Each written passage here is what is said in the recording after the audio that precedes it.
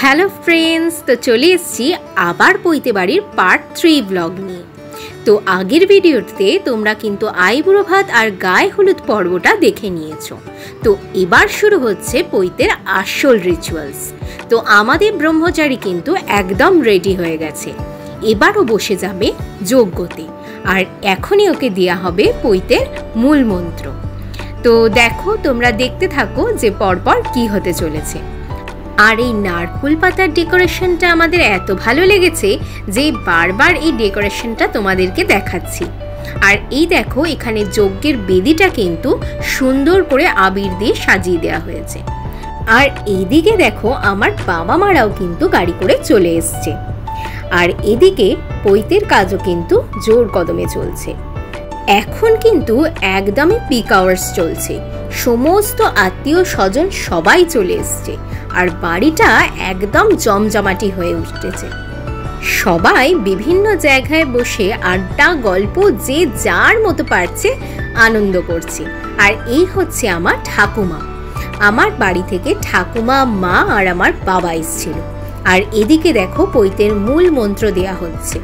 আর এই মূল মন্ত্র শেষে এবার আমাদের ব্রহ্মচারীকে ভিক্ষে দেওয়ার পালা। তোমরা জেনেই থাকবে যে পৈতের সময় ব্রহ্মচারীকে কিন্তু ভিক্ষে দিতে হয়। আর তারই এখানে দেখো সবাই লাইন দিয়ে দিয়েছে। আর এইখানে যেটা সব থেকে মজার বিষয় সেটা হলো আজকের দিনে কিন্তু সবাই পায়ে হাত দিয়ে প্রণাম করবে, সমস্ত বড়রা, এমনকি বাবা মাও আজ পায়ে মাথা ঠেকিয়ে প্রণাম করবে। এই প্রণাম নেওয়ার সময় কিন্তু খুব অস্বস্তি হয়েছিল আমারও, কিন্তু কিছু করার নেই। আজকে তো ব্রহ্মচারী মানে ব্রহ্মচারী হচ্ছে ভগবান, তো ভগবানের পায়ে প্রণাম তো করতেই হবে। তো দেখো, আমরা সবাই কিন্তু লাইন দিয়েছি পরপর ভিক্ষে দেওয়ার জন্য। আর এই ভিক্ষে দেওয়া পর্যন্ত কিন্তু সকলকেই উপোস থাকতে হয়। এই ভিক্ষে দেওয়ার পর তারপর জল খেতে পারা যায়, এমনি চা শরবত এসব খাওয়া যায়, কিন্তু ভাত মুড়ি নয়। এখন ব্রহ্মচারীর দিদা ব্রহ্মচারীকে ভিক্ষা দিচ্ছে। দিদার দেওয়া হয়ে গেলে তারপর আমরা দেব। এই চ্যাটার্জি বাড়ির পৈতে বাড়ি তোমাদের কেমন লাগলো সেটা কিন্তু কমেন্ট করে জানাতে একদম ভুলো না। এবার দেখো, আমার মা ব্রহ্মচারীকে ভিক্ষে দিয়ে দিচ্ছে। আর এবার আমি আর আমার বর মিলে ব্রহ্মচারীকে ভিক্ষে দিয়ে নেব। আর সাইডে কিন্তু ফটোগ্রাফার ছিল, যার জন্য আমরা ভিক্ষা দেওয়ার পর একটুখানি পোজ দিয়ে ছবিও তুলে নিয়েছিলাম। এই স্মৃতিগুলোই কিন্তু আমাদের সারা জীবন থেকে যাবে। আর পরপর কিন্তু ব্রহ্মচারীর বাবা কাকা সবাই মিলে ব্রহ্মচারীকে ভিক্ষে দেওয়ার জন্য লাইনে দাঁড়িয়ে আছে। দেখো, 5 ফল, আতপ চাল, মিষ্টি, দক্ষিণা এসব দিয়ে ব্রহ্মচারীকে ভিক্ষা দেওয়া হলো। আর ও কিন্তু এই 4 দিন এই ভিক্ষার সমস্ত খাবারই খাবে, মানে এই ফলগুলোই কিন্তু ও খাবে। তবে সবাই যদি এই 5 ফল চাল সব কিছু ব্রহ্মচারীর ঝুলিতে দেয় তাহলে কিন্তু ব্রহ্মচারীর ঝুলি খুব ভারী হয়ে যাবে। তাই নিয়ম রক্ষে একটা করে ফল আর অল্প করে চাল ঝুলিতে দিয়ে বাকিটা নিচে রেখে দেওয়া হয়। পৈতে হোক আর বিয়ে, এখন কিন্তু সবকিছু ফটোগ্রাফার দাদাদের কথাতেই হয়।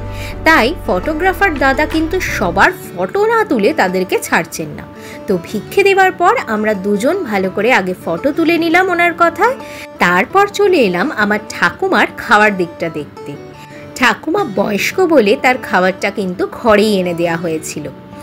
আর এবার দেখো, প্যান্ডেলে আমার সব ননদিনী, ভাগ্নি আর আরও আত্মীয় স্বজনরা খেতে বসে গেছে। তো এবার কিন্তু আমাদেরও যেহেতু কাজ হয়ে গেছে, আমরাও কিন্তু এবার আস্তে আস্তে খেতে বসে যাব। তো যথারীতি এই রকম অকেশন হলেই কিন্তু আত্মীয় স্বজনদের সবার সাথে দেখা হয়। তাই একটু সবার সাথে গিয়ে কথা বলে নিচ্ছি। আর আমার যেহেতু নতুন বিয়ে হয়েছে, তাই আমার কাছে কিন্তু সবাই নতুন। সবার সাথে একটু ভালো করে পরিচয়ও করে নিচ্ছি, আর সবাই ঠিক করে খাচ্ছে কিনা সেটাও দেখে নিচ্ছি। তো এই দেখো, ইনি হচ্ছে আমার বড় যা, তো ওনারই ছেলে পৈতে। তো ভিডিওর শুরুতেই তোমাদের কিন্তু ওনার সাথে পরিচয় করিয়ে দিয়েছি, আরেকবার ওনার সাথে পরিচয় হয়ে গেল। এবার কিন্তু ব্রহ্মচারীকে রাজবেশ পরানো হবে, তো তারই এখানে জোগাড়জাটি চলছে। তো দেখো, এখানে যজ্ঞ চলছে আর এখানে ব্রহ্মচারীকে রাজবেশ পরানো হয়ে গেছে। এবার রাজবেশ পরে ব্রহ্মচারী ঘরে ঢুকে যাবে। আর 3 দিন সে সূর্যের মুখ দেখবে না। রাজবেশ পরে ব্রহ্মচারীকে এত কিউট লাগছে যে আমরা তো ভিডিও না করে থাকতেই পারলাম না। আমাদের পৈতে বাড়ি কিন্তু এবার একদমই শেষের দিকে। আর এই হলো ব্রহ্মচারীর ভিক্ষে বাবা ও ভিক্ষে মা। আমাদের পৈতে বাড়ির ব্লগটা তোমাদের কেমন লাগলো সেটা কিন্তু অবশ্যই আমাদের কমেন্টে জানিও। এবার আমরা কিন্তু খেতে বসে গেছি। তো আবার দেখা হচ্ছে তোমাদের সাথে নতুন একটা ব্লগ নিয়ে। টাটা।